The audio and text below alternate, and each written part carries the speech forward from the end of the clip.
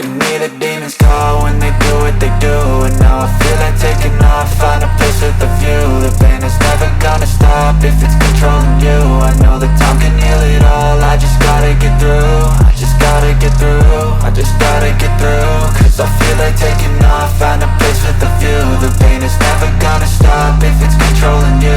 I know that time can heal it all, I just gotta get through. Sometimes I feel like all is lost, but I know it's not true. I wanna put up all my walls cause I'm not in the mood, but then I cut myself off from the rest of the room. I know that time can heal it all if you're patient and soon it can all be worth it, all the searching. Pain is never really permanent, but damn it hurts, man. I could feel all of the turbulence and it's concerning. I've been searching for... All right. Here we go again with yet another voiceover.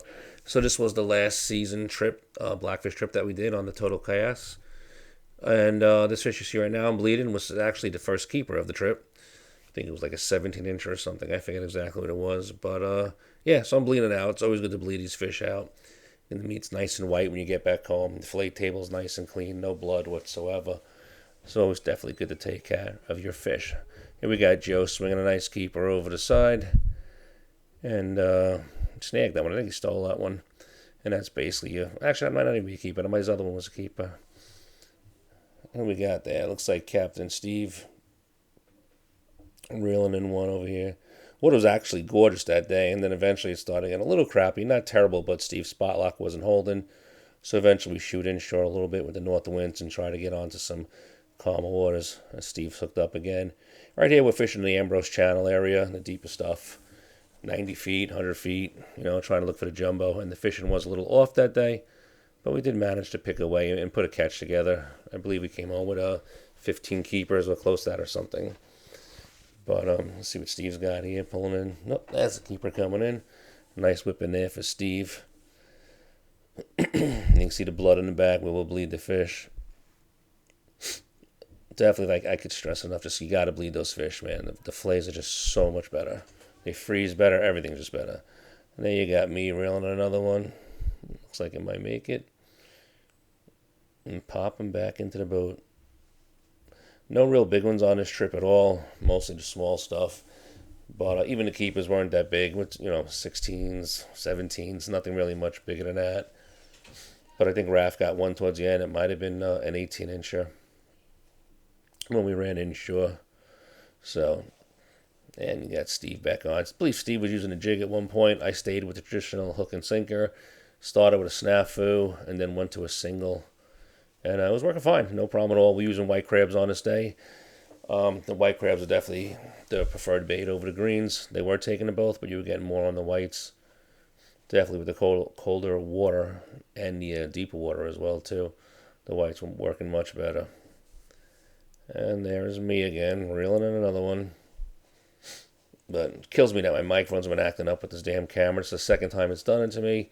And the video's just not the same, but I hate to throw away the videos here, so I'll just play around and talk and annoy you with my voice for a little. But whatever, it is what it is. This, I think Joe has a nice one up in the front now. I believe this is Joe up on the front. Yeah, that's who it is. So he's reeling one in. I believe this one was a nice keeper. Let's see when it comes in. Yep, there you go. That was another keeper. That's a Ralph's head. Ralph was also filming his trip as well. His film will definitely have the sound in it. And I'm basically in that same spot, just picking away. And towards the back of the boat. We were fishing a bunch of stuff. We fished some rock structure. We fished some ships. Just a mixed bag of everything, trying everything. It was a very off day, though. A lot of the boats were struggling. And the pick wasn't what it should have been. But you do what you got to do and try to make it work. And that's basically that. That's a little shorty going back. The rod I'm using right there is the Zadiwa reel, and that's a Phoenix. I believe it's an M1 rod with a 30-pound or 40-pound braid in there. Using the J braid 4 strand on there.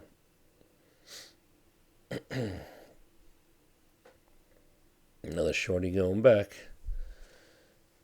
What a beautiful day this was, too. I mean, this was only like 2 weeks ago, and it was just an absolute gorgeous. I believe it was either a Saturday or a Sunday. No, it wasn't even a weekend. I'm sorry. It might have been a Tuesday, actually. Beautiful, beautiful day. The weather was warm. As you can see, I'm just wearing a sweatshirt and sweatpants. No coats needed. A real, real nice day. But there was some current, so I'm guessing that's maybe why the fish weren't biting. We weren't on the moon, we were off it already. So probably the current maybe turned up the bottom a little. What do we got here? We got Mr. Steve. Yeah, the Steve on one. We also have Anthony in the boat too. I don't know if you've seen this. It looks like Anthony right there. He was with the crew that day. Another shorty. And back to my side. You got Raph behind me. What do I have over here? I don't even remember what I had. Some dogfish was in the mix. Oh, another shorty. Definitely had the dogfish in the mix there. Not as bad, though. Not as bad as it always been. But this time of the year, you can always expect those. Just be careful with those damn spines, man. They're the worst. This looks like a little something better. I'm pulling it now. I believe at this point we came in shore a little bit. Yeah, that looks like a keeper that just swung in. Again, like those 16-inch fish, 16 and a half. That's mostly the keepers that we were getting on that day. But they're great eaters. Listen, Christmas time, you freeze them up. You got one of your 7-fish dinners for all you Italians out there, including myself.